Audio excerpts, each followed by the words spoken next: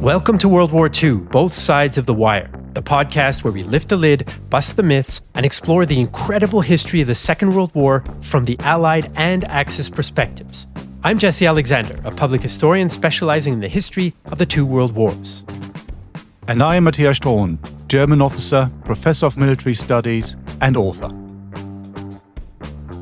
In today's episode, we're going to take a page from the armchair generals and Monday morning quarterbacks and look at what might have been one of the Second World War's great or greatest mistakes, the appeasement of Germany in the 1930s. Hi Jesse, here we are again, another week, another podcast. So this time we're actually looking to, you might say, to the left of the actual war, the left of the fighting, so the build-up. Another huge subject. Let's see how many tangents we can find this time round and how many rabbit holes. When you look at this particular topic, probably everybody's got a picture in their head. And that, of course, is Chamberlain waving a piece of paper in which he says, well, this is peace for, not in, as many people often say it, our times. And that sums it up for most people. And most people, of course, then immediately say it was all completely wrong. If we'd done it all very differently, there wouldn't have been a Second World War. That, of course, as we know, is too simplistic. And, dear listeners, that's what we're here for, to unpack the whole story, to look at what happened and whether a different policy might perhaps have avoided World War II altogether. Just think about it. The world and the map would look very, very different today. So, a big one. Jesse, where do we start? My usual question, where do we start with these things? How far do we have to take it back in order for it to make sense? What do you think? Well, now that's a dangerous question as usual, because if we want to get all thinky about it and intellectual about it, we could take it back to what is the nature of international relations and power relations between states in the post 30 years war Westphalian system. God. But we won't do that. That sounds like an international relations seminar at university. Been there, done that. Let's move on.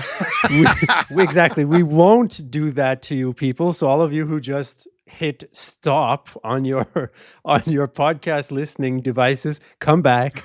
No, I think we need to look at the context, obviously, right? So yes, we're going to be using hindsight a little bit to think of, what might have happened if there'd been another policy. I also think we can look at, would another policy have been doable? I mean, I think that's part of the crux of this question when we say, appeasement didn't work, so therefore it was a huge mistake. Well, okay, what else What's the alternative? Could they have reasonably expected to have done, right? So, on that note, I want to start off with a little bit of an idea of appeasement. I think the word it's so narrowly focused on or associated with like this time in history that it loses a bit of its meaning. So appeasement for many people means giving Hitler what he wants, even though the war is coming anyway. And that's not quite what the British and French are trying to do, obviously, at the time, right? So making compromises in international relations, appeasing an aggressive power, giving it a province, paying it tribute or whatever, this is not something new. This is not something that's just contained in 1930s Europe. In many other times in history, in many other circumstances, appeasing a potential enemy or rival or aggressive neighbor works. It's not a bad policy. I mean, you give the Mongols gold and then they don't slaughter your entire city's population, so there is something to be said for that. In normal times, it can be one diplomatic tool for states to deal with other states that want stuff that they have.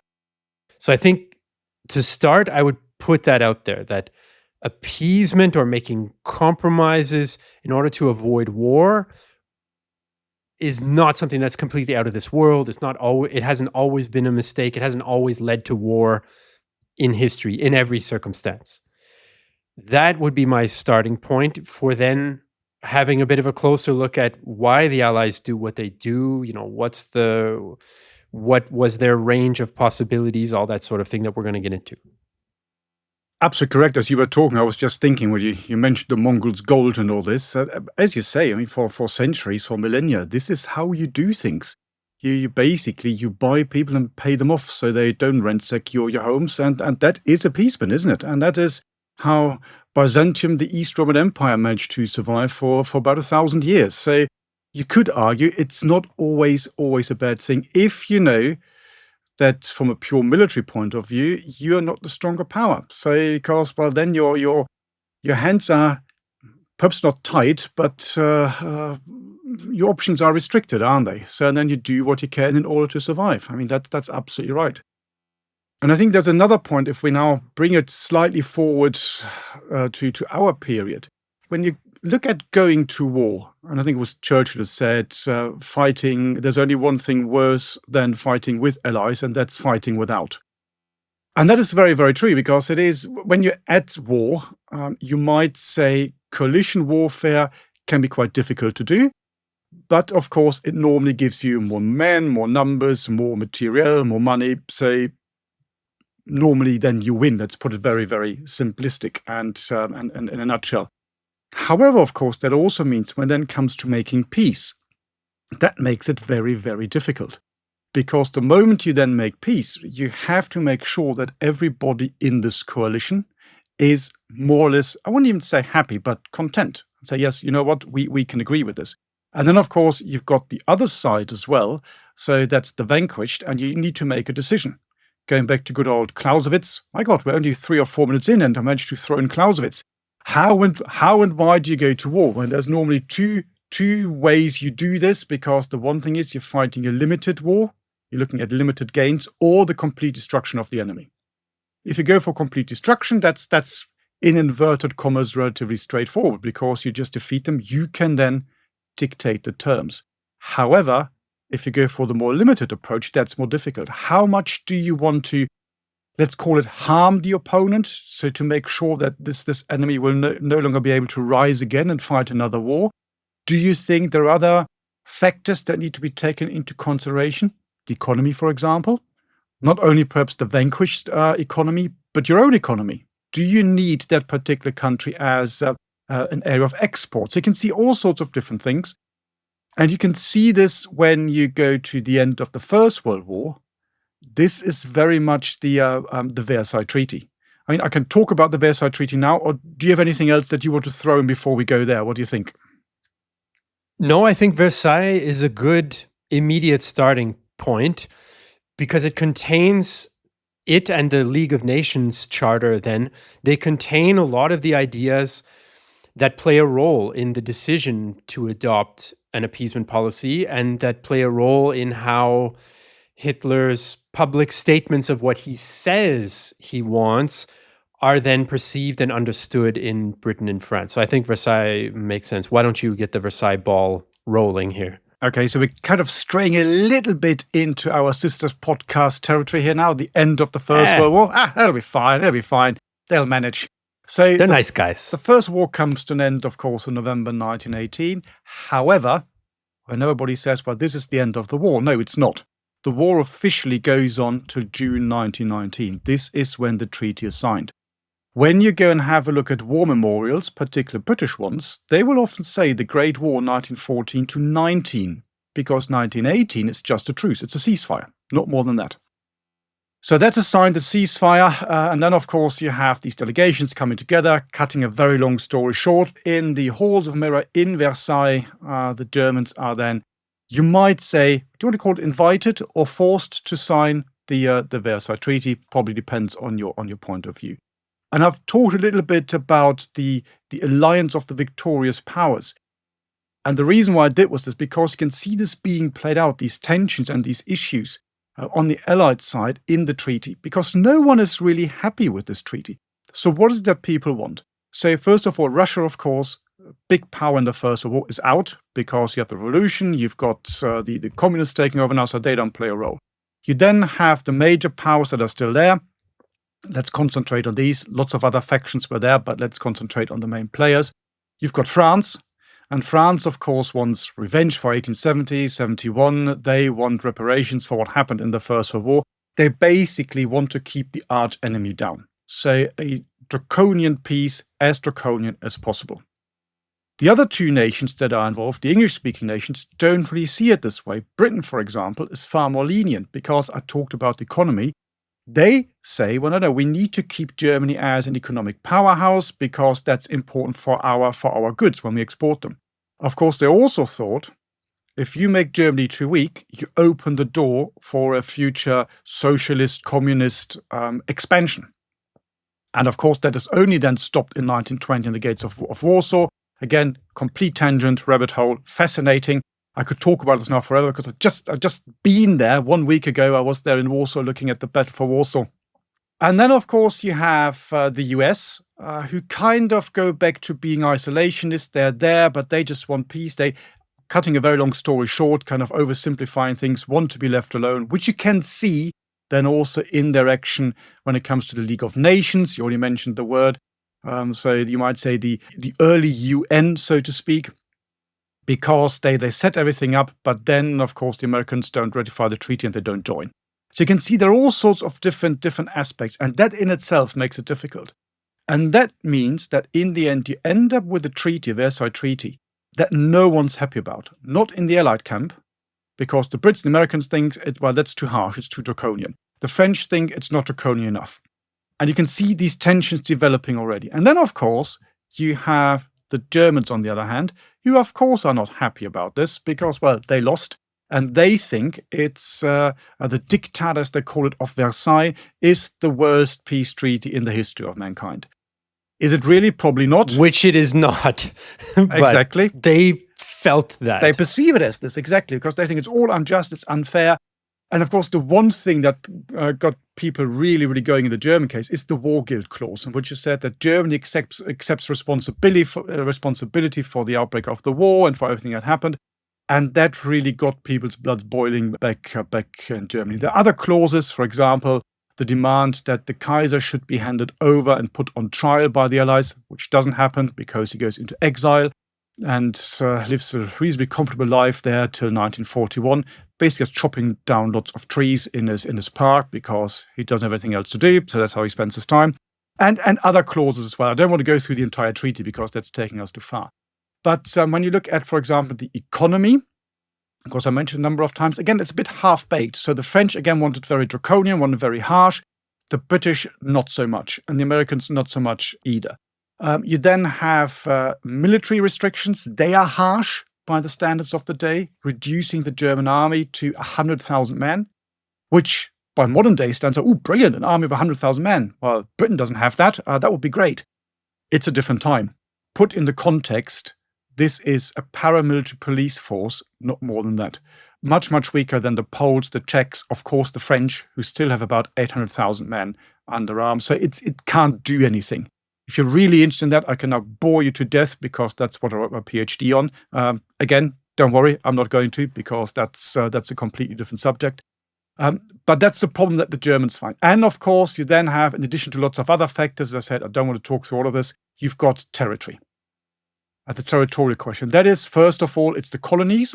Germany has to get rid of all the colonies, which, interesting enough, doesn't really bother the Germans that much because they've never really been a huge colonial power like France or Britain. So that's something that most of them accept. They don't get too excited about this. There's a small group, a small circle that say they want the colonies back, but apart from that, no one really cares. But then, of course, you've got the German territories, and that is the big thing, or what they perceive as German territories. And that is... I was just going to say, that was quite the Freudian slip there, Matthias. There we go. If you start up in the north, where they have to give a piece of land to Denmark, that's quite small. You then have the territories in Belgium, Eupen and Malmedy, which, by the way, of course, are still Belgian today. And because of that little enclave, you might call it, German is still, believe it or not, one of the 3 official languages of Belgium. No one really speaks it, but officially it is because you had a German settlement there. You also then have, if you keep going round, of course, the big one, and that's the territory in the east. And that is mainly what used to be known as West Prussia. So you might say, well, then it becomes known as the corridor, the connecting part between Brandenburg and Pomerania, so the Berlin area to keep it very, very simple, and Silesia, all the way up to East Prussia. And that had always been a big point for discussion, problems, wars, tensions between Germans, Poles, Russians, all these nations that get involved there, because the majority of people living there are actually Poles, 50 to 60, 70%, depending on which region you actually look at. So there's an argument. You could say, okay, this area, for example, Posen, modern-day Poznan, should go to Poland. You then also have the Sudetenland, which then becomes part of Czechoslovakia, and some small other areas like Upper Silesia and the whole China land, but they're very, very, very small. So it's mainly this bridge, you might say, between the heartland of Germany and East Prussia, which the die-hard saw as well. This is German territory, and we need to get it back. And the next thing that you find in German politics, of course, one of the problems is the idea of the East Albion Junker, as they're called. So the land-owning class, the land-owner gentry in the eastern provinces. Quite a lot of them living in this part, which now becomes Polish. And these guys are politically very, very important. So again, you can see how all this is coming together, putting a lot of what you call it, pressure, tension on the German case, also having tensions in the Allied camp. I could go on, but again, as always, I've just rambled. I've opened up a few rabbit holes. I'm just going to throw it to you, Jesse. I will head down a few of those rabbit holes, I think, to bring us maybe to the second half of the 30s, and where appeasement really comes into play in this period as a policy. But of course, it comes in this context of the Versailles system, let's say, which is crippled from its very beginning. As you mentioned, the US sort of withdraws. The UK and France no longer have a closely coordinated policy. You know, General Foch famously said about the Versailles Treaty, this is not a peace, this is an armistice for 20 years. And he didn't say that because he thought it was too harsh. He said that because he thought it was too weak, right? So you have these different things pulling politics outside of Germany in different directions. That's one of the reasons why appeasement becomes such an understandable, quote unquote, reasonable idea. If we're thinking about, is it a mistake? Was it stupid, right? An equally important question is, was it reasonable for them to follow that policy, or why did they follow that policy? I can see you want to jump in already. It's just because you mentioned the French, of course, and Foch. I was just thinking as we were talking, of course, when I talked about territories, I completely forgot to mention Alsace-Lorraine, which, of course, is the big area between Germany and France, which kind of shifts and changes hands so many times, going all the way back to, well, you mentioned the Treaty of Versailles through the 17th century. That's basically the 17th century. It goes back all to that. I just want to throw that in, not that someone can accuse me of forgetting about poor Alsace and poor Lorraine. There we are, back to you. So I think, what comes out of this is you have a peace that promises certain things to everyone, and then isn't able to deliver those things. Now, there are understandable reasons for that too. Europe is a mess. There are irreconcilable vital interests of different countries. There was no, conspiracy to do it all wrong. It was a horrible mess, right? There are many books about this that you can get into the details of. But what it leaves then is a lot of uncertainty and a lot of leeway for people to say, well, yeah, if there's a demand that comes now from Germany, well, but it's not totally crazy because the League of Nations says this, and maybe Versailles was too harsh in this way in the minds of some, et cetera, et cetera. So I think this informs a lot of why appeasement becomes a policy.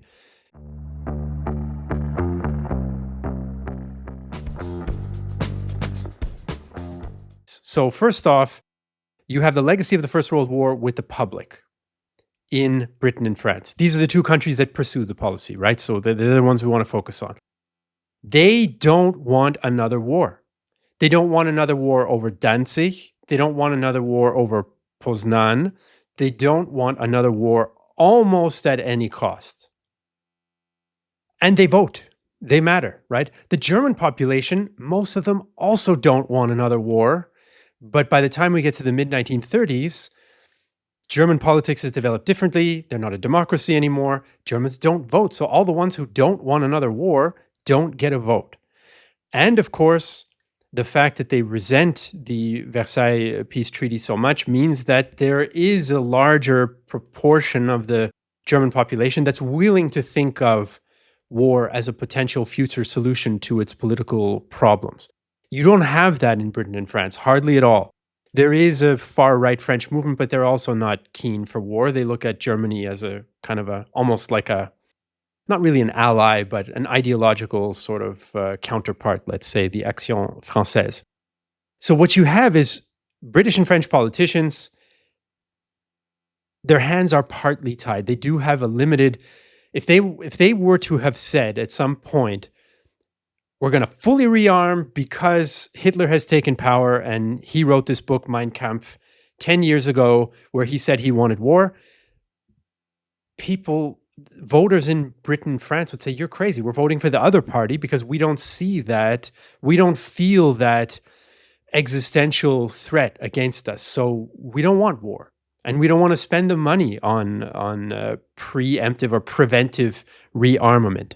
You can see the same discussions are happening today in Europe, for example.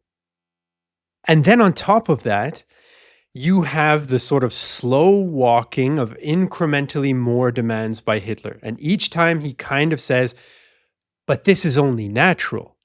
Look, the Rhineland is part of Germany. Wasn't it a little harsh that we're not allowed to kind of have our own troops stationed on our own territory? But the League of Nations and Wilson talked about self-determination.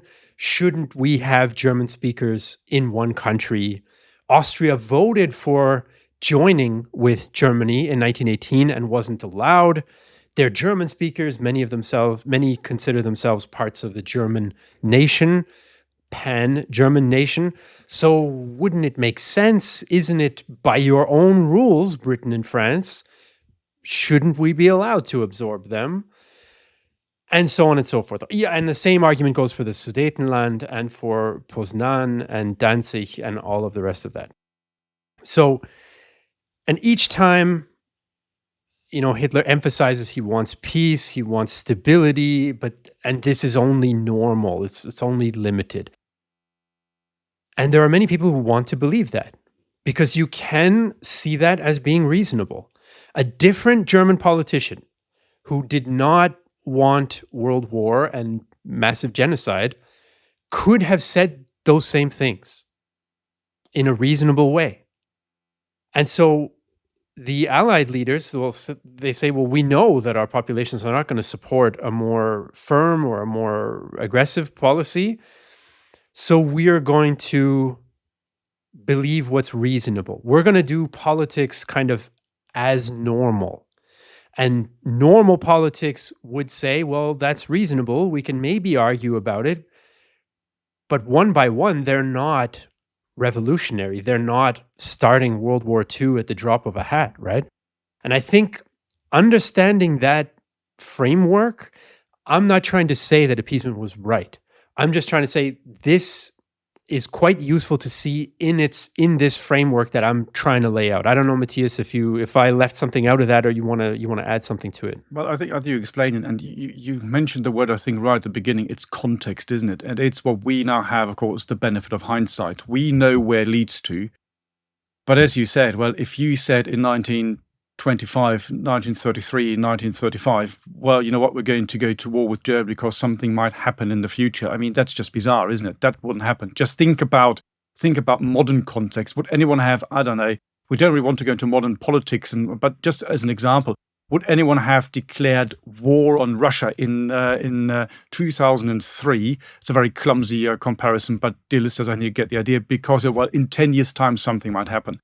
Of course, no one does that. And as you said, I think the demands that were being made in the eyes of the people, both the Germans at home, but also some of the Allies at least, were reasonable.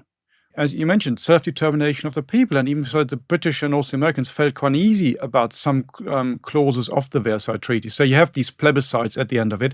And some areas, Upper Silesia, for example, decides to stay German. Large parts of it are given to Poland anyway, because it's coal area, because Poland needed coal to survive. So you can see there are these inherent tensions, and some nations realize that, well, what's the right word? Just is probably too strong a word, but was it really a just treaty or not? Probably not. Do you really want to fight and die for it? As you say, why fight and die for Danzig, the famous slogan in 1939? People wouldn't do it. And also when you go a little bit further back again, you can see, I keep talking about these tensions, but a prime example of this, for example, is 1923, is the occupation of the Ruhr area, where, according to the Versailles Treaty, the Germans have, of course, to send goods to France and Belgium and other countries, part of the preparation, and they fall behind with the payment of telegraph poles. And because of that, the French and the Belgians march in, occupy the Ruhr area. And even the Brits are saying, what the heck is going on here? Why are you doing this? Later, and again, cutting a long story short, it comes to some sort of compromise solution, and the Brits are putting pressure onto the French and saying, you better get the hell out of there, because what you're doing there is a bit crazy. And of course, the Germans see this. You can also see in the politics of the interwar period. The Treaty of Locarno, for example, is a very, very famous one, and you've got lots of other treaties as well. Rapallo, for example, is another one. One is signed with the Soviet Union, and the other one is Gustav Stresemann, who at that stage is the foreign minister. He signs a treaty with the French, in which he says, okay, you know what, we recognize that you can have Alsace-Lorraine. Again, I'm cutting a long story short. For that, he and Aristide Briand, his French counterpart, actually get the Nobel Peace Prize. However, that treaty does not talk about the Eastern territories. Even Gustav Stresemann says, no, hang on, we're going to get these territories back. So once Germany is strong again, the seasoned state of Poland, that's the term that they use, it only exists for one season, while Germany is weak, will disappear. So you can see these things are nothing, you might say, Nazi, like you already said. Well, even the Germans don't want to go to war in 1939, the vast majority of them. This is not only Nazi policy. And you might argue, jumping forward a bit now, that of course this is what really carried Hitler and brought him forward and got him the support of the masses. It's not really, if you read Ian Kershaw, for example, it's not really about the whole thing about the Jews to most Germans. It is the early years, Hitler's success internally, where seemingly he gets rid of unemployment. It's far more complex and complicated than that. It's not a huge economic wonder. Basically, Germany's bankrupt by 1939. And it's his successes in foreign policy. And he says, and other people had said this before, it's all against Versailles. And the moment you can chip away at these things and have a small success one after the other, that is brilliant. And there are a lot of people, and I would probably subscribe to this, if Hitler had gone down or had been killed or died, let's for example say in 1939, 1940, maybe after the fall of France, not knowing too much about the extermination of the Jews, which of course really then kicks on once you go into the East, so it's really 1941 onwards. Of course, very nasty things happen, but let's just, for a moment, as they would have done if he had died at that particular time, look at the arguably, seemingly good, nice, shiny, whatever you want to call it, aspects of that regime and what it had done for Germany.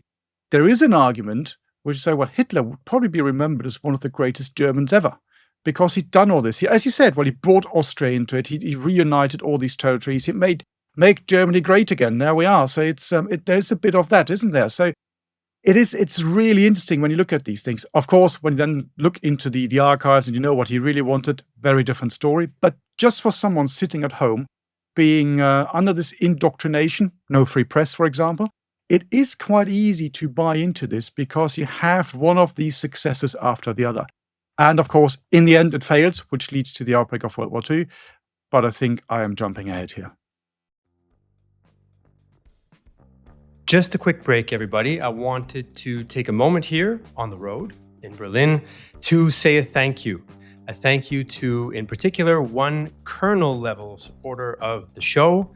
And the name of this supporter is Butch Maciel or Maciel. I'm getting the pronunciation right, hope so. Anyway, Butch is from San Francisco, California, USA, and is a colonel-level supporter of the show. So here's a shout out to you, Butch. Thank you so much for supporting us. To all the rest of you listening and watching, consider supporting us if you aren't already. That's how we can make this show come to life and make the show happen. So, thanks a lot, and back to the episode.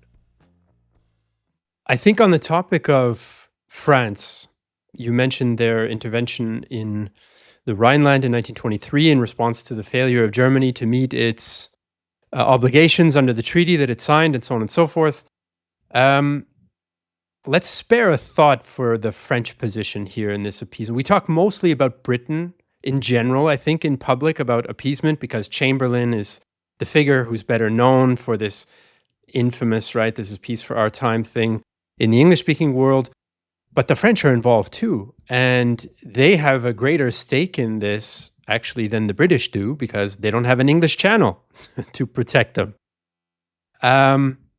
The problem they have, I mean, they have several problems. They have some of the same problems that we talked about, right? Where the population doesn't want war, where the potential enemy is slow walking their demands to make it harder for you to respond to them. And France has a problem with its former allies. You know, France is able to win the First World War because it was part of a coalition. It probably would not have been able to win without France, because Germany is economically more powerful, has a larger population, has a younger population. And if you're France, you don't have a lot of great options other than appeasement at the moment, because the Brits are no longer in lockstep with you, the Americans are gone, and your old Russian ally is now a complete ideological adversary that's gone communist. Yes, France had agreements with Poland, with Yugoslavia, with Romania, the so-called Little Entente, with the Czechoslovakia as well at one stage. But that's not really going to cut it if a war with Germany breaks out. So France is kind of on an island, diplomatically and militarily. If there's a clash with Germany, they cannot assume that other significant powers will help them, because the British have a lot of different ideas about how to deal with Germany, what their relationship would be with France. So there's no guarantee for the French, which really pushes them into a bit of a corner. They couldn't realistically adopt a policy that might see them in a conflict with Germany one-on-one. This is not a reasonable thing to do if you're a French statesman like Édouard Daladier, for example, right? Who's the guy who is at Munich alongside Mussolini, Hitler, and Chamberlain. The French are really screwed in this situation, I have to say. We got to have some sort of historical empathy for their position, right? To them, the British, okay, they fought with them, but then they kind of went half back on things. And the Americans, okay, they fought with them for 6 months at the end, and then they just completely disappeared. So if you're France, you know, you've drawn the extremely short stick here, and you weren't even able to impose the lasting peace that you wanted to in 1919 because your allies forced you to compromise, forced you to water down the French idea of what Versailles should have been, and then they leave you in the lurch, more or less. So there's a huge motivation there for France to appease Hitler at first, because they know that if there's a war and they're alone, they're going to lose. Now, it turns out they lost anyway as a part of a coalition, but they didn't know that. Nobody knew that that was coming, right? So if you're not sure you have allies, you don't want to start a war or create a situation of conflict with a more powerful state. No, absolutely. And again, when you look at the slightly bigger picture stuff and zoom out a little bit, when you look at the map of Europe at that time, and we look at the early 1920s, we mentioned very briefly the Soviet-Polish War. So you create these states, you might say, as this cordon sanitaire. So you've got this buffer zone. But then, as you already said, well, is Poland really that strong an ally? Because the Soviets managed to get in there in 1919, 1920, big war, of course, then they're being pushed back. But you can see, is this going to be enough to contain the Germans in this area? When, not if, as they know, they're going together with the Soviets at that time. So you've got two of the pariahs, you might say, of the international scene getting together. And if you then fast forward a little bit, and we're jumping around a little bit in time, but go to the Go to the Munich Agreement, 1938, for example. The number of real democracies in Europe is really small. And if you are France, so you've got Germany to the east, you've got Italy to the southeast, you've got Spain to the southwest. So it's not looking all that good, isn't it? This cordon sanitaire is being squeezed as well. You could argue and debate whether Poland was a proper democracy in 1939. Exactly, I think I agree with you. Probably not fully. I mean, exactly. In the 20s, in the early 20s, much more. By the late 30s, much less. But you can see, again, as the point that you were making is absolutely right. So if you are France, you're sitting there thinking, whoopsie, this is not going well, is it? This is not particularly promising.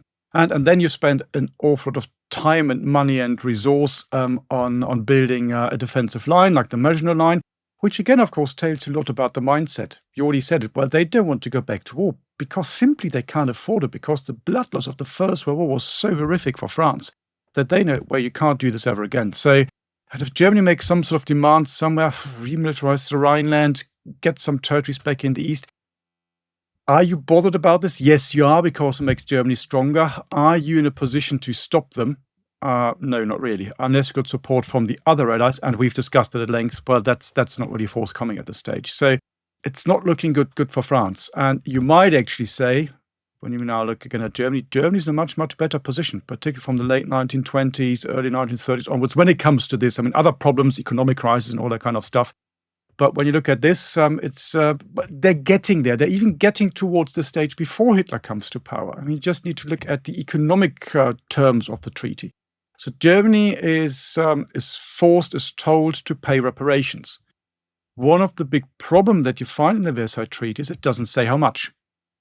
And then when you go into the 20s and early 30s, you've got a number of treaties, the famous Young Plan, the Dawes Plan, which actually then state Germany has to pay so and so much. In the end, they say 132 billion gold marks, which, by the way, I would have to check the exact year. I can't remember, but it was about 10 years ago that Germany paid off the last tranche of that. Officially, yeah. It was about 100 million euros they paid every year into some sort of fund. It was paid by the Foreign Ministry. I would have to check the exact details. And it wasn't called reparations. It was called something else. Of course, when the Nazis come to power, they stopped this. In the 1950s, West Germany starts paying again. So only about 10 years ago, I would have to check. So it's an interesting development as well. So again, even at that stage, you have some moves towards what you might call appeasement, trying to come to terms that are agreeable to and for everybody. I think there's a psychological aspect to this as well, because I mentioned already that Hitler was not a normal politician. I mean, there's quite a debate about that, actually. To what extent was he a German statesman pursuing national interests, and to what extent, or what's the balance between that side of him and the kind of crazy ideological, racial, anti-Semitic side, right? So there's different historians who weigh those slightly differently. I think there's been, especially in recent decades, more emphasis on the ideological side. But it's not like Mein Kampf was a secret. It was published. It's not like what he was saying about the Jews was a secret. He said it publicly. It's not like German legal discrimination against the Jews once the Nazis came into power was a secret. This is public, right? German Jews are already moving out. They're going to France. They're going to the US. They're going to Holland. They're going to the UK. So Allied leaders have information there about this ideological desire for war and destruction and all of that. They just can't really believe that he means it in some way, because it's so far outside what's normal. Normal politics, normal thinking. Germany didn't do that in the First World War, even if we take the assumption of many in France and Britain at the time and say Germany's responsible for the war, militaristic Prussia was, really bad, did a lot of bad things, forced labor in Belgium and France, forced labor in occupied Russian Poland, all of that. No matter how negatively we can look at the German Empire, the Second German Empire, so Germany in World War I, you would not then think oh, the logical development of that is going to be the Nazis, and this is what they're going to want to do. It's another leap. It's a leap that psychologically the Allied leadership simply cannot make, to take all this at face value. And of course, we know now that they meant it and they did it, but it didn't seem reasonable. It didn't seem conceivable at the time. And it's one of those moments in history where something outside of the whole normal paradigm, the whole normal like way of thinking is happening, and people just can't catch up to that. They just can't accept that it's really going to happen, or that that's really the intention of this other state. And I think that's one of the reasons why appeasement seems much more reasonable, much more understandable, because it's more likely that appeasement would work than that the Nazis were actually as crazy and ideologically committed to war and genocide as they were. If you had to take a reasonable bet, that would probably be it in the mid 1930s. I think the penny only really drops after the Germans break their word again after Munich and then occupy the rest of Czechoslovakia and then start making demands about Poland. So the spring of 1939 is basically when you just can't justify appeasement anymore in any kind of, well, Versailles, well, self-determination, well, it's the last time, well. That's the end of it. But up until Munich, it is hard to argue that it's a mistake in the context of its time. If we look at it and we pull back and we say, well, what was the goal of appeasement? It was to avoid a war. Did it achieve that goal? No, it failed. So was it a mistake? Yes. But if we put ourselves in the shoes of people in the mid 1930s, it's a very reasonable mistake to have made.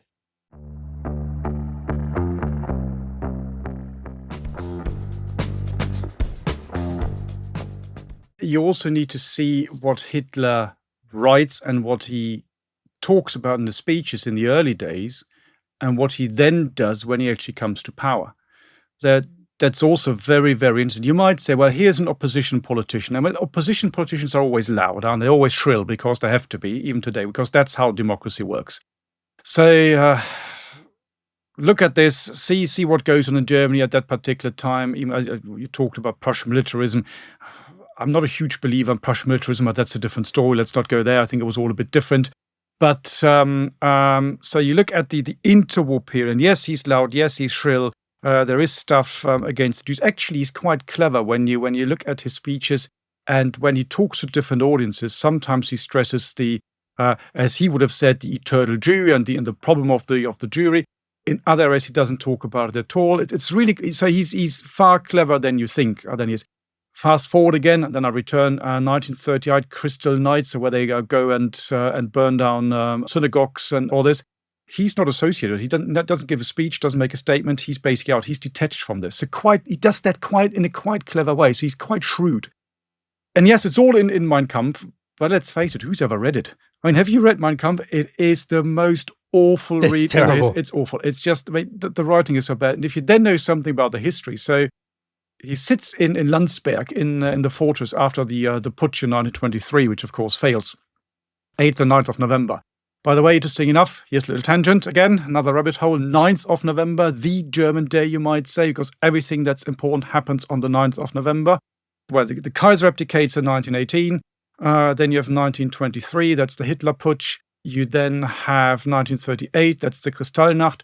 And then you have the 9th of November, 1989, when the wall comes down. Strange enough, that seems to be the day. So that should be, I would say, the national day, not the 3rd of October. But that, again, dear listeners, complete rabbit hole and tangent. Let's leave that for the moment.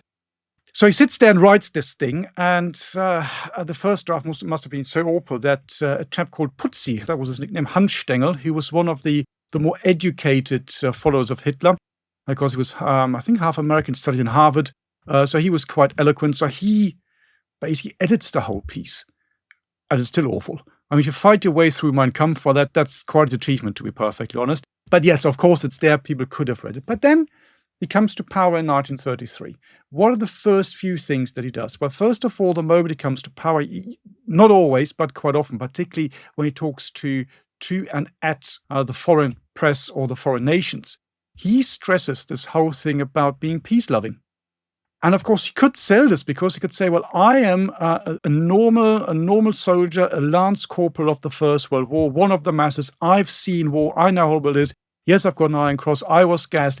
We must never go back to this. It's all about this idea of the community of the frontline soldier. And this was something that people in that period, all over Europe, could relate to. So in many ways, you might say this was far stronger, more believable than, I know, a British Prime Minister comes from a completely different class, standing up and talking about whatever. So he is someone people can relate to. And he makes these speeches. And then, of course, the first few steps that he takes are very much within this line. Again, with benefit of hindsight, we know the ideas were very different. One of the very first treaty he signs is a non-aggression treaty with Poland. Yeah, 34. So suddenly, everybody in Germany, keeps saying, well, no, Poland, we need to get the territories back. Hitler says the same thing, comes to power, signs this treaty. Everyone else goes, whoopsie, what happened there? So obviously, it's true what he says. He does want peace. Then he signs a treaty, the naval treaty with the Royal Navy, or with Britain, a year later. 35, yeah. So, and again, it shows to the world he is a peace-loving guy. And only after that, you might say, he begins to change the tone a little bit. So up to this stage, he looks very reasonable. And just you just mentioned in the conversation that the two of us had, this anti-communism also makes him look reasonable in the face of practically everybody else in the world, because no one likes the Soviet Union and the communists. So that's a good thing if you go against these guys. And when you look at the different stages, well, dear listeners, we've been jumping backwards and forwards a little in time here. So maybe just very briefly go through different stages. So when Hitler comes to power, I already mentioned the treaties that he signs. But what he then does, of course, is he begins to tighten the screw. In 1935, he then announces the introduction of conscription. So, and again, there's a reason as to why he can do that, because there is a disarmament conference in Geneva that's been going on since the early 1920s. And the Germans are part of it, and they say, we are the weakest nation in Europe. We've got 100,000 men. The French have got 800,000. The Poles have got 700,000. And Czechoslovakia has got 450,000 men. You all need to disarm. That doesn't go anywhere. So in 1933, Hitler says, if you're not disarming, we are rearming, because that's what we have to do, self-determination of the people. We've been here for so many years, nothing's happened, so we're going to do this. Difficult to argue against, again, in the light of reality when you look at the numbers. So conscription comes back in, really starts then in 1936. In 1936, also the Rhineland is then remilitarized. So the Rhineland, the west part of Germany, the West Bank, plus a small corridor on the east bank of the Rhine, was not allowed to have any German soldiers in there. You had bridgeheads, Allied bridgeheads there into the 1920s as well. He marches troops in. Basically, it's 3 battalions. So that's nothing. That's about 1,000 men. And he is extremely worried that the Allies might do something and basically just push him back across the bridge. But they don't, because the French on their own don't want to do it. We talked about this. They don't have support from the British. So the Germans march in there and they remilitarize the entire Rhineland to begin with 3 battalions. So it's symbolic. But it's really, really important to the Germans and to the German eye. The next big one that then comes in, of course, is the Anschluss. So this is, you already talked about this. This is bringing, as he would have called it, Austria home back into the Reich. This whole debate about small Germany, big Germany, is Prussia the leading state, is Austria the leading state? It's this huge debate which had been going on for, you might have said, nearly 1,000 years at that stage. And as you already said, in 1918, the Austrians actually vote to join the German Empire, and that's not allowed by the Allies. So there's a plebiscite, about 90-something% of Austrians say, yep, we want to be this. The way it's done, he puts pressure on the politicians. One of them has a heart attack, all these things. It's an interesting story all in itself. I don't want to dwell on this too long. That's an episode all in itself, I guess.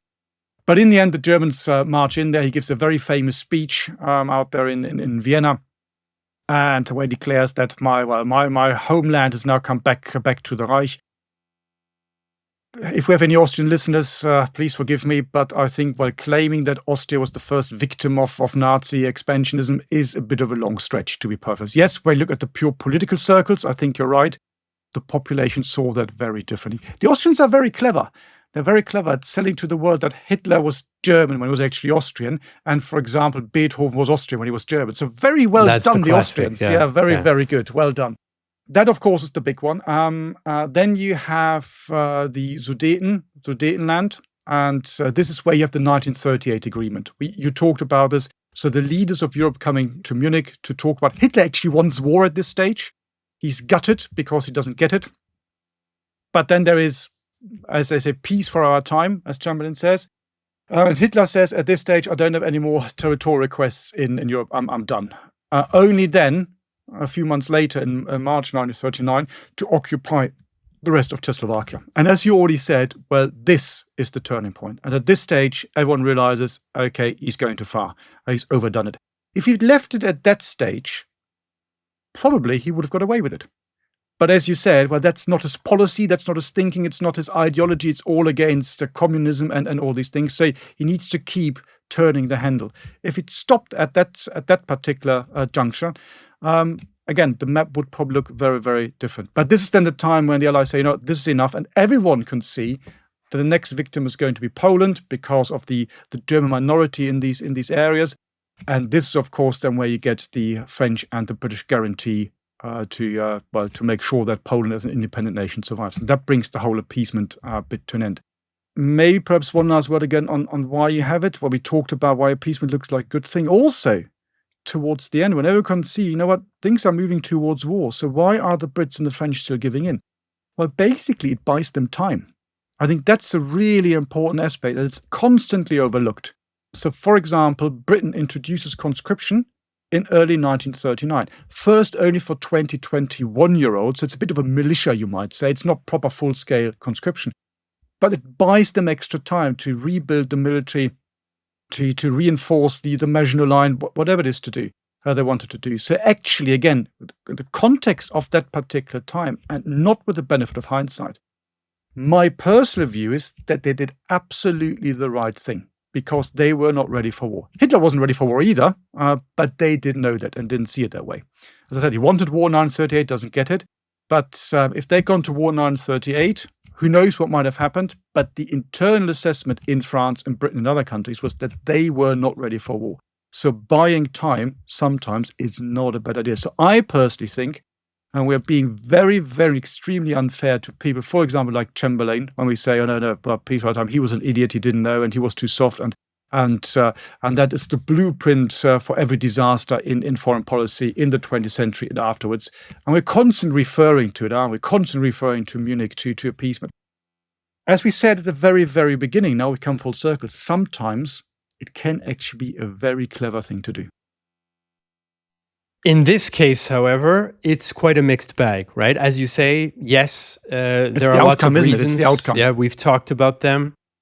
But they're dealing with a much different opponent who sees the world in a different way. And that means, yes, they bought themselves some time. I mean, France was the country that was best prepared when war actually broke out in fall in 1939 on paper, right? Psychologically is another thing.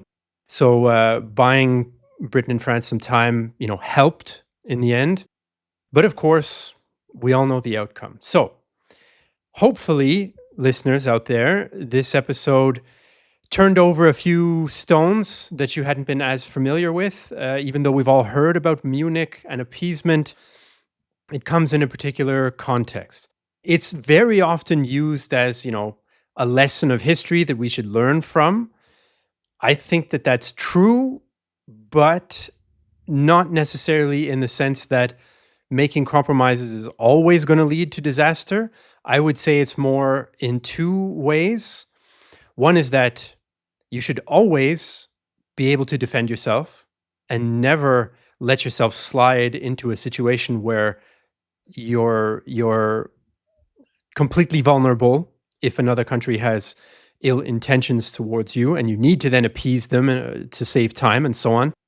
And the second is, if there's an adversary or potential enemy that is operating outside of the normal conditions, that, we want to avoid war, killing people is bad. If there's someone operating outside of that, you'd best accept it and recognize it, and because that will change how you react to them. To me, those are the two kind of lessons of Munich. I know the idea of lessons of history is very controversial, it's overdone a lot of times, but those are the two sort of higher level things. Is if someone is working in a different world where war is good and they want war, you have to accept that and react even if you don't think that way. And the other is, never get caught with your pants down, basically. So, any closing words, Matthias, or are we going to wrap it up now for appeasement? Well, let's leave it with the pants down. I think that's good. Right. No comment on that. Folks, there you are. Thanks for being with us and our little journey into appeasement and its history and its context. If you like what you heard today and what you hear in general on the podcast, of course, we'd be very happy if you decide to support us. You can do that at bothsidesofthewire.com. You can even get access to exclusive content in our war room, which is there, available on the website. You can even get a free trial access to the exclusive content by using the code Deep Dark Woods. So that's it for today. Appeasement, you be the judge in the end, and we'll see you in the next episode. You've been listening to World War II, Both Sides of the Wire, a Battle Guide production. To support the creation of future episodes, consider joining our dedicated supporter community, where you can enjoy exclusive benefits and connect with like-minded individuals. For more information, please see the show notes, and if you appreciated this episode, please leave a review on your chosen podcast platform. Thank you for listening. Folks, there you are. Hopefully at home you haven't got your pants down, although hey, it's up to you. If you want to listen to the podcast in the comfort of your own home, go ahead. Maybe that will get edited out by our editing team, who knows. But